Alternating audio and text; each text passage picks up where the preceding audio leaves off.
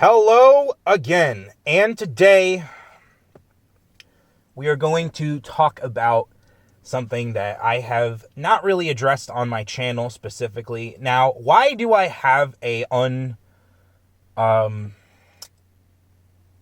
unlicensed, but an unofficial series called The Current State of? Well, this is for one specific reason. At the time, I thought, A, it was a great title, and that's pretty much it. But the second point, is that with this channel, I wanted to cover a lot of, what is the problem?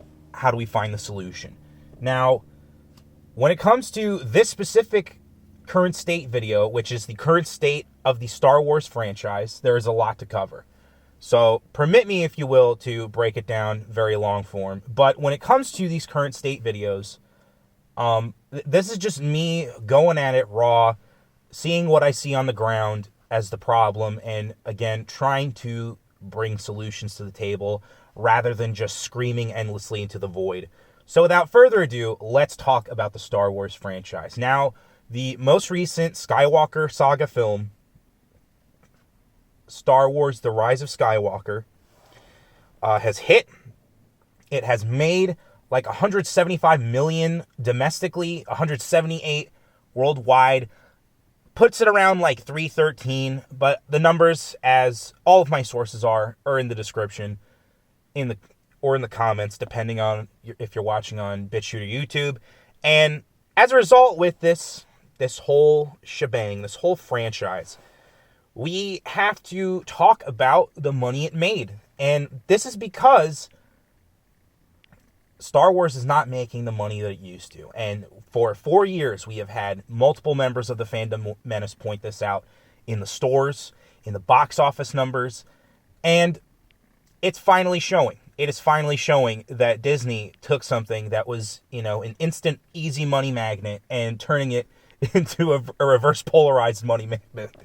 And all the money is going away now. There is no money coming in. China, as I stated in my China video, fucking flat out rejected this goddamn movie. It had like a 47% drop after the first day. It was phenomenal. If you're just talking about wanting to see improvements in Star Wars, that was a fucking victory, because as I stated in my China video, there is a lot of investment financially from Hollywood going into China. And as a result of Star Wars bombing, they will not push Star Wars for a Chinese audience anymore. Much like they didn't push for a Chinese cut on Once Upon a Time in Hollywood, and Joker just getting flat out rejected by the government to be allowed into Chinese screens. So, big victory right there. If not bigger, probably, than the actual box office take. Like, a real loss for this fucking movie would have started 90 million domestic and maybe like 100 million international for like 190 to 200 million opening. That would have been bad. That would have been fucking like red flags that anyone's prediction that is lower than $1 billion is actually correct. However, we're going to probably hit realistically that at least the $1 billion mark, if not just mildly over. My prediction of $999 million, $999,999.99 is simply me just, praying for the best, trusting the plan, as the Q-tards say. But when it comes to this movie, when it comes to this franchise, you used to see lots of fucking people flocking to the theaters. You used to see, like, the shit that happened with Marvel this year in Avengers Endgame, where sites would crash, people waiting on lines in public just to buy movie tickets. And you didn't see that this time with Star Wars. So, I'm going to cut to some footage that I made the night of the box office release. And it's going to be glorious. And in the... I uploaded to Iger again, and there are some photos that I took of a theater that is the most popular theater in my area, and multiple times for the Rise of Skywalker. and it's just completely disintegrating over fucking a really short period of time. So without further ado, we're going to cut to that, and then we'll get back to talking more about the state of the Star Wars franchise.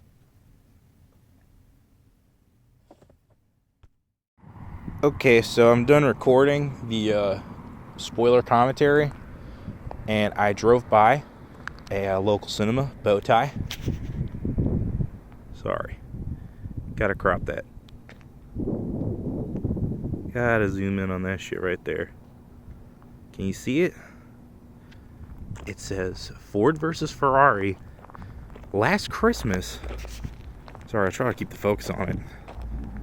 Because, light and cameras don't really work together unless you program them to with hands.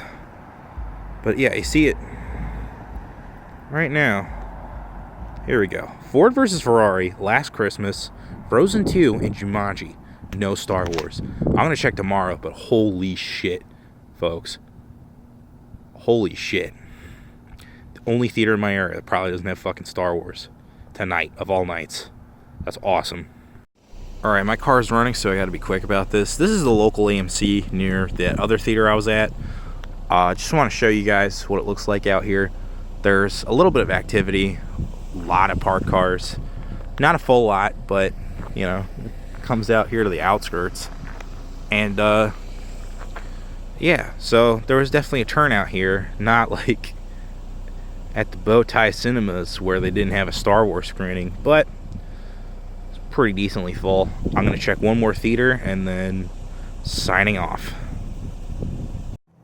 Before I start, I want to apologize for the trees that are blocking the way of this actually pretty good looking theater, but this is a Cinemark that they built recently. I want to say like a couple weeks ago it opened, and there were a couple of screenings for the Rise of Skywalker that were full, couple that were very not full at key times to go see movies like this.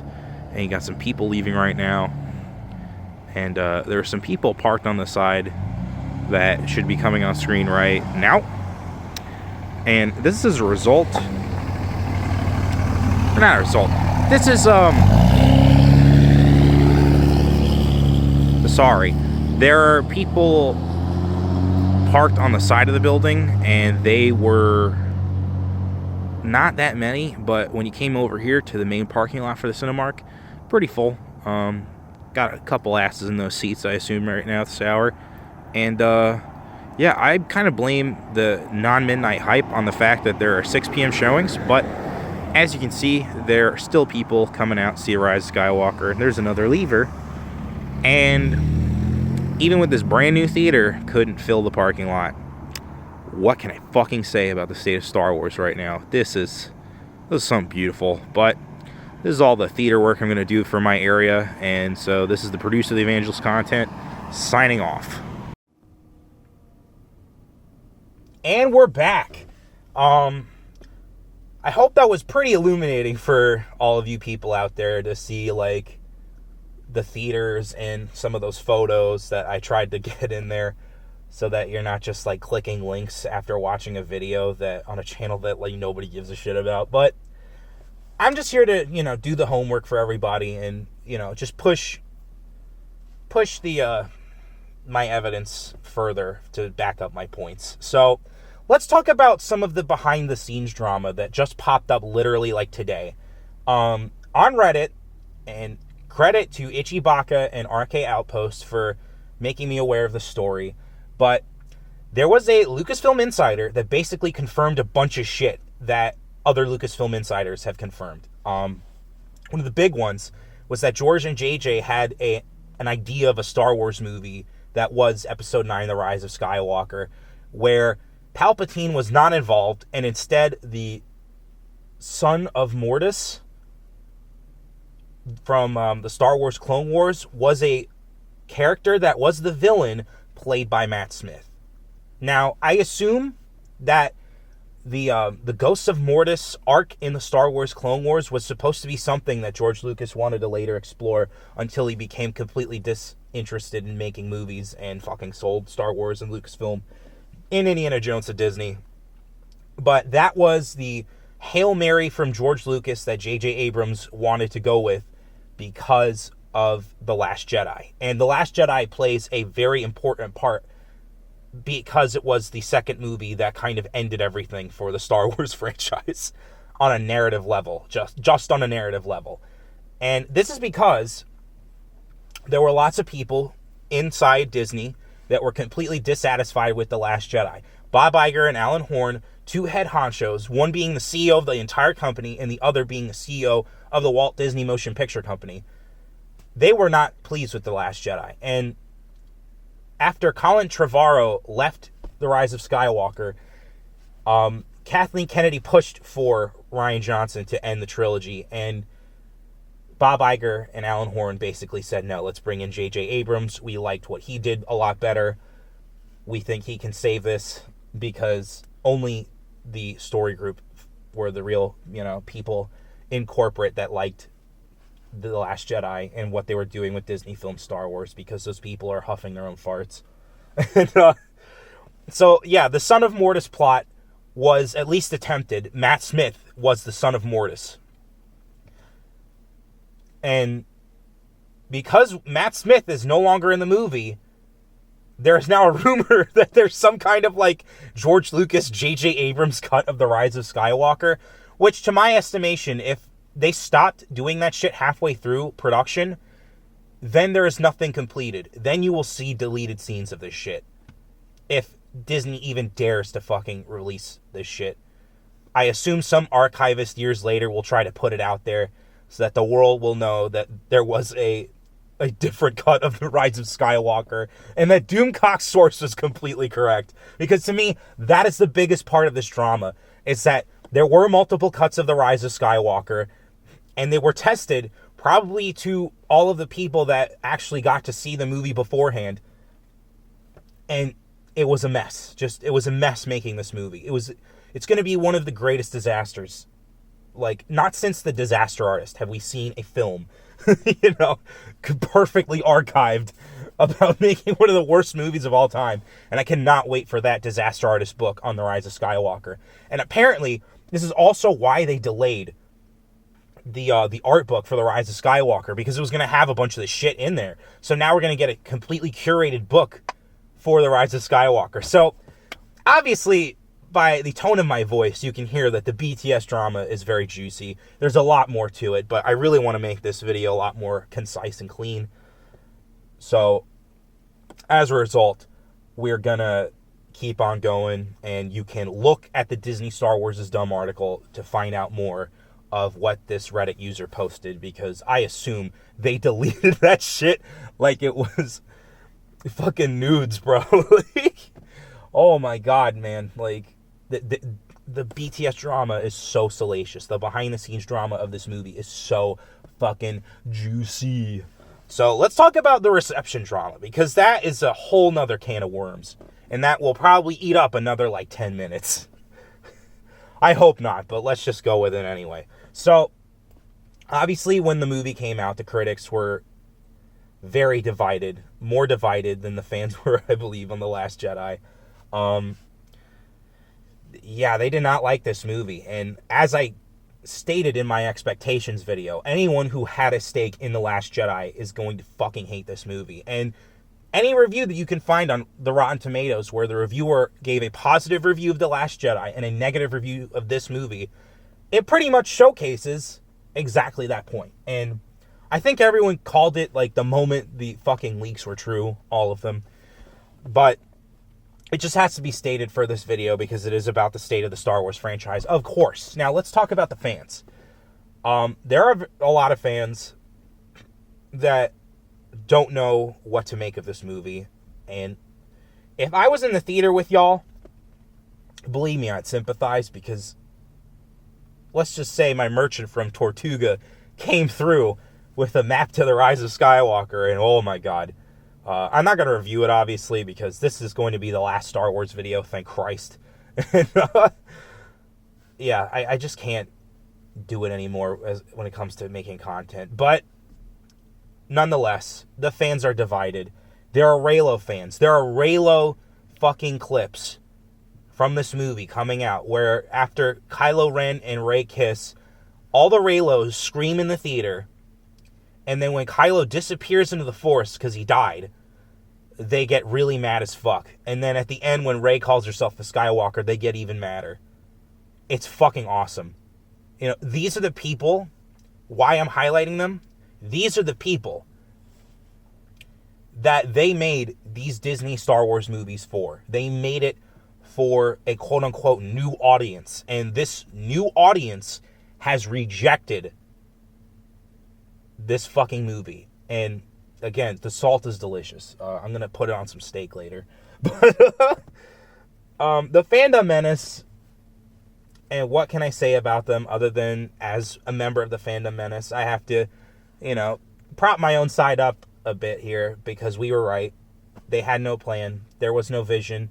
And the vision that they had to be changed so many times because of all of the moving parts of having multiple directors, specifically one who is not creative whatsoever, and another who is so creative that he tricked the story group into thinking that he made a legitimate movie when instead he made a Star Wars hate letter.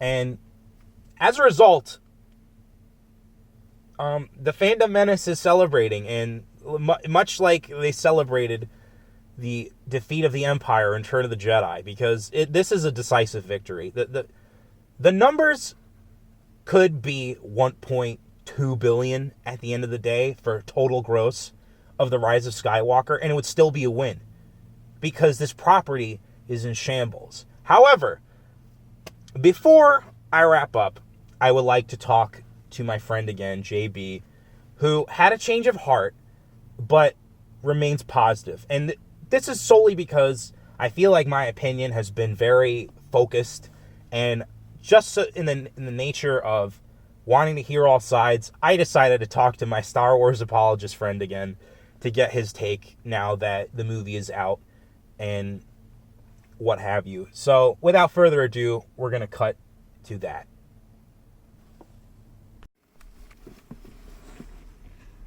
Okay, so I'm here in my car with my buddy JB, and I got a butt ton of questions for him, but we're not going to cover post Rise of Skywalker because, as you told me, you specifically don't really know what you feel about the movie yet, right? Yeah, no, it's a lot to unpackage. There's a lot that happens in the movie, and I'm kind of the type of person who needs to see a movie at least 2 or 3 times before I have my full opinion on it, and I'm not at that point yet, so... Believe it or not, it came out yesterday, and I haven't seen it 2 or 3 times yet. Yeah, right. Okay, so we're going to bring it back to October. You said that you were mildly excited for the Rise of Skywalker. I believe in, November, you said that things changed a little bit. So why did your opinion change since last I asked you? Well, one of the things I was really nervous about was there was just going to be a lot that was going to have to be wrapped up, and I felt like Lucasfilm was really putting the pressure on themselves to do that, particularly by bringing back Palpatine, which they made a public thing of back in, I want to say around that time. It was in the first trailer that dropped. So yeah.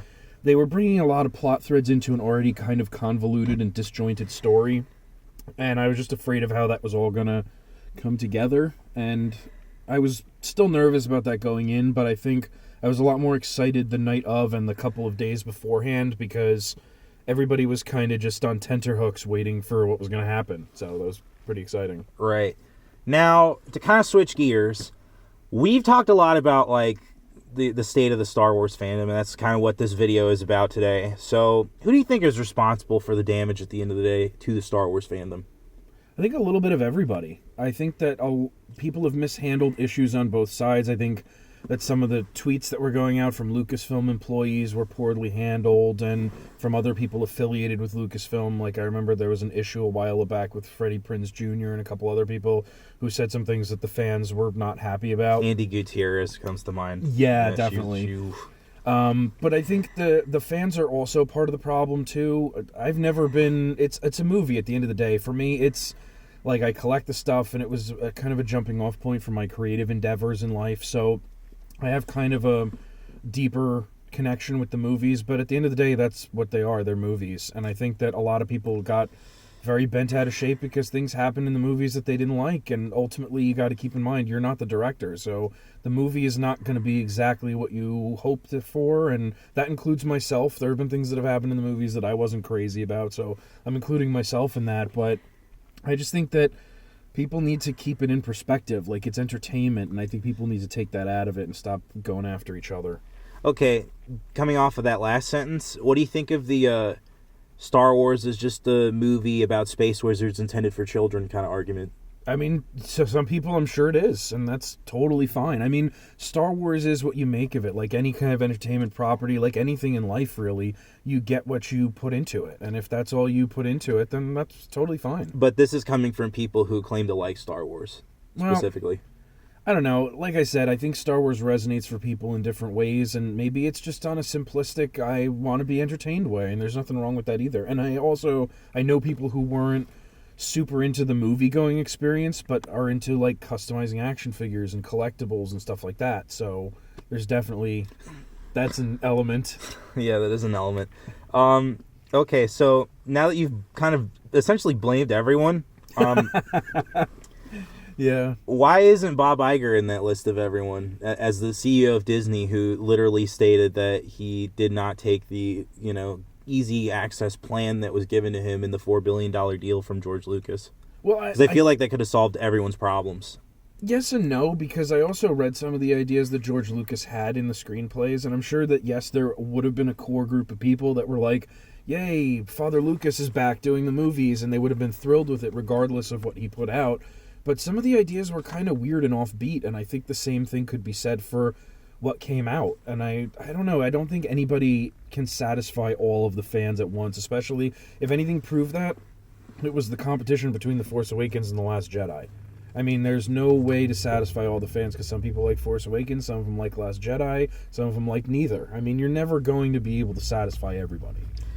Okay, I don't think I've ever asked you anything about them, like, seriously, but what is your overall stance on the current fandom menace that cropped up kind of like right after The Last Jedi that's kind of been building up to essentially this weekend with the Rise of Skywalker? I'm talking about like the specific YouTube content creators that label themselves as the fandom menace when I say this. I'm not really that familiar with their work. I mean, I try to watch kind of all that's out there, but I'm sure I haven't managed to see everything. But are they kind of taking a negative stance towards it, or? Oh well, no. These are the people who feel like they've been slighted by Disney and Lucasfilm, and they're kind of like the ones that get vilified in the media, especially as like these are the people that are wrong in the Star Wars fandom. Okay, I have seen some of that. I mean, I don't purposely go out of my way to look for that kind of stuff, but I have seen some of it. And I kind of just got to go back to what I said before. It's a movie, and I think that if people are really feeling that it's taking it that personally, then maybe just Star Wars isn't the thing for you anymore. Like, maybe just enjoy the original trilogies and the prequels. Like, don't force yourself to digest something that you're not enjoying. And don't feel slighted about it. I mean, one of the biggest arguments that I've heard that I don't understand is that people are saying, like, oh, this ruined my memories of Star Wars, and I don't understand that. Like, I don't understand how a new product can destroy your memories and your enjoyment of an old property. Because I still have fond memories of watching the original trilogy. No matter what comes out, it's not going to matter. Like, that will not be ruined for me. I'm still going to always enjoy those movies. And I liked the prequels, and honestly, like, Disney hasn't done that bad. The Mandalorian is awesome. Like, they're doing a lot of good stuff. Okay, building off that, what is your dream Star Wars project? Like, what would be the thing that if they gave you the money that you would want to make? That's tough. And it doesn't matter what medium or format it's in. Just what is the story? I would definitely appreciate going back to the Old Republic. I think that the Knights of the Old Republic games are some of the best content that LucasArts has ever come out with, and I think that some of the comics from that era were absolutely phenomenal, and I would love to see something delved into in that perspective. But personally, at this stage in the game, I really want to see what happened between Return of the Jedi and The Force Awakens, because I feel like that's the biggest empty space that we have. And as much as I do love the expanded stuff, and I'll read the books and I'll read the comics, I don't feel like I should have to look all that stuff up in alternative forms of media. I really want there to be some sort of a film explanation for that. Yeah, very good. Okay, so this is the final question. Are you worried about Star Wars after this weekend, or even after this month, really, in the coming years? I don't think that I've ever really been worried about Star Wars. I think there are specific projects that are going to succeed and some that are going to fail. I think Obi-Wan is going to go over really well with the fans. That's something that everybody wanted, as long as they're faithful to both Revenge of the Sith and A New Hope, and it makes sense. It's a show that actually serves a purpose and progresses the plot or improves on some of the other things that have come before it. I think that's going to go over really well. I think The Mandalorian is doing really well because it's going back to the roots of what people love about Star Wars, and they're taking it to a simplistic, there's like a lot of Western elements to it. It's not a complicated show, and it doesn't have to be. That's what makes it work. I think that the problem lies in when Lucasfilm tries to overcomplicate things and please everybody, because it's just not going to happen. So put out the product that you believe in and let it stand on its own merits. And if it does, it does. If it doesn't, it doesn't. But regardless, Disney is not going to stop making Star Wars content, and I'm really not concerned about it for the future. Just like Marvel, it's going to be one of those properties that just endures. Cool. Anything else you want to ask? Or anything else you want to talk about when it comes to Star Wars? Or No, I think anything you want to say to people? May the Force be with you, and be nice to each other. Don't fight too much. It's a movie, guys. Like, just enjoy it for what it is and have fun with it, and bring each other together with positive experiences. Just don't be toxic. Don't go after people, because there's not a lot of toxic fans out there, but they're the ones that shout the loudest. And just don't be a part of that group. Just be nice. I actually got one last thing for you. Sure. If you're walking away from Star Wars, what would be something in a similar vein that you would recommend? I was a really big fan of Firefly, and there's a lot of extra material like novels and comics and stuff like that to delve into. That was a lot of fun for me. I loved Hitchhiker's Guide to the Galaxy. I mean, that's been adapted into books and audio dramas and movies and all kinds of stuff, and I have a lot of fun with that. And I mean, I started out with like the Martian Tales of Edgar Rice Burroughs. Those are like really old school sci-fi serial books, and those are a lot of fun. And just check out any sci-fi, really. Anything like that is just... I mean, that's what I grew up on. I grew up reading those books. My dad read them when he was a kid, and it kind of just got passed on to me. And that's how I started down the rabbit hole. And we're back again. I hope JB's presence, I hope some of his answers were quite illuminating to a lot of you listening to this, because, again, I try to get a more fresh perspective, one that you don't really see online as much, because I want to make sure that this is the last Star Wars video I do. As much fun as the plot reading was for me, the only fun I'm going to have with Star Wars in the future is reading some books from Legends, watching the Clone Wars micro-series cartoon, specifically the micro-series, playing some old games, not gonna front, playing with my fucking figures, because that shit is still great to do, and I don't give a fuck if you're gonna call me a faggot. All you political viewers, I don't care if you unsub. Star Wars is something that still has meaning in my life, even though I am trying to scale it down.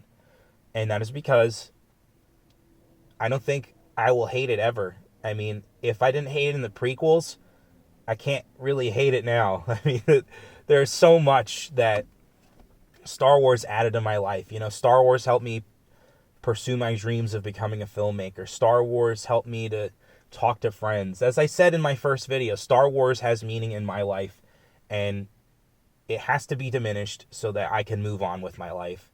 Because if I keep going on about Star Wars, like a Star Wars channel, I don't think I'll be as productive as when I am like sitting down and being focused on, like the regular kind of social political commentaries that I make on this channel. And basically, when it comes to the Star Wars fandom, I'm going to quote Abraham. Basically, when it comes to the Star Wars fandom, I'm going to quote Abraham Lincoln on this one and saying, "A house divided among itself cannot stand." And it's true. And when this happened for me and a certain subject that you're going to hear in my year-end reviews, I walked away. And I think it's time to walk away from Star Wars for a little bit. When I come back, it will be me enjoying things, me not talking about, you know, the politics and the drama, unless I'm like just listening to some videos to catch up. But I am not going to be as involved in Star Wars as I once was. I'm sorry, but this is the state of reality when it comes to the Star Wars franchise right now. It is not good if you are a fan. It is comedy gold if you're a member of the Fandom Menace or have predicted this kind of shit since the beginning. And if you're a fucking corporate stooge that has, like, investment into Disney and Lucasfilm and Star Wars, get scared. Get scared. Those people at Forbes, those people, you know, doing predictions for the box office are experiencing what the pollsters experienced during the 2016 election. It is a fucking embarrassment right now. And if the trends continue, it is going to be a very big embarrassment. Odin's Movie Blog from the Geeks and Gamers channel has a box office predictor for the Rise of Skywalker. And I really suggest you check it out in the links, because it's projected for, just if everything stays consistent, to only make 1.1 billion total worldwide gross. And that is bad.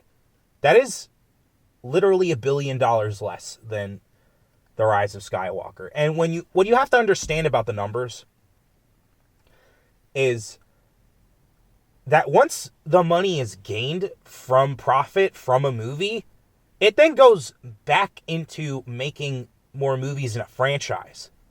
You know, it would be great if it was like Joker right now. Like, Warner Brothers is sitting pretty with the Joker profits because they don't have anything like it in the pipeline. This is not some kind of plan that they had. They just decided to make the Joker movie, and it ended up overperforming by, you know, like a ridiculous number. You know, it was a $55 million budget, a $1.02 billion movie. I mean, come on. It's out of this world. And when it comes to Star Wars, the money is not there anymore. The merchandise rots on the shelves. No one's showing up to the fucking movie. And the last time that anyone was made aware of this, they had a shareholders freak out at Bob Iger, threatening to pull away his bonuses because, fuck you, where's my money? It's like, what happens when you don't deliver to a stockholder? And I'm not a corporate person by nature. I just know that that's a fact. That if you don't deliver enough profits, stockholders just go nuts. And this is why we have artificially inflated money and shit. It's because we're at the whims of these idiots. But I'm not trying to get political here. I'm trying to end this fucking video. In conclusion, Star Wars is just not what it used to be. And I'm ready to move on with my life. I'm ready to invest in something new, maybe even my career. That would be great. And yet, I am thankful. I am thankful that Star Wars has brought me here in my life, creating content on YouTube. It may have been like the weirdest journey to get to this point in my life, but Star Wars essentially brought me here. And I thank it for that, but it is time to put it to bed until I feel like I'm interested in Star Wars again. And so, in conclusion, to all of the people who had a stake in this movie, tread lightly, because you guys are fucked.